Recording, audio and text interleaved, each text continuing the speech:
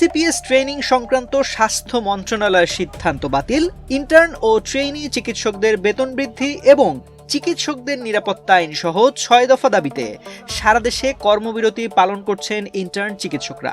রবিবার সকাল থেকে বিভিন্ন মেডিকেল কলেজ, হাসপাতাল ও স্বাস্থ্য শিক্ষা প্রতিষ্ঠানে মানববন্ধন, বিক্ষোভ সমাবেশ এবং স্মারকলিপি প্রদান কর্মসূচি পালন করা হয়। ময়মনসিংহ মেডিকেল কলেজ হাসপাতাল, রাজশাহী মেডিকেল কলেজ হাসপাতাল সহ দেশের বিভিন্ন স্থানে ইন্টার্ন চিকিৎসকরা কর্মবিরতিতে অংশ নেন। Optical brighter, photo catalyst, active granule সমৃদ্ধ বসুন্ধরা পাওয়ার ওয়াশ, ঝলমলে কাপড়ে ফুরফুরে মন। আন্দোলনকারীরা স্বাস্থ্য শিক্ষা ও পরিবার কল্যাণ বিভাগের গত ১৯ মে জারি করা এফসিপিএস ট্রেনিং সংক্রান্ত সিদ্ধান্তকে বৈষম্যমূলক আখ্যা দিয়ে তা ৪৮ ঘন্টার মধ্যে বাতিলের দাবি জানান।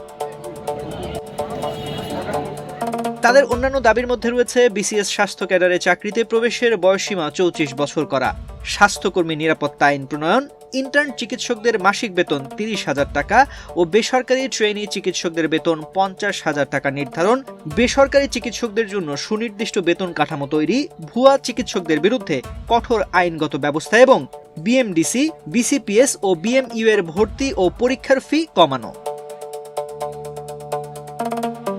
আন্দোলনকারীরা জানিয়েছেন, দাবি বাস্তবায়ন না হওয়া পর্যন্ত অনির্দিষ্টকালের কর্মবিরতি চলবে। প্রয়োজন হলে হাসপাতালের ইনডোর ও আউটডোর সহ সব ধরনের চিকিৎসা সেবা বন্ধ করে আরও কঠোর কর্মসূচি দেওয়া হবে। তবে হাসপাতাল কর্তৃপক্ষ বলছে, জরুরি সেবা সচল রাখতে বিকল্প ব্যবস্থা নেওয়া হয়েছে।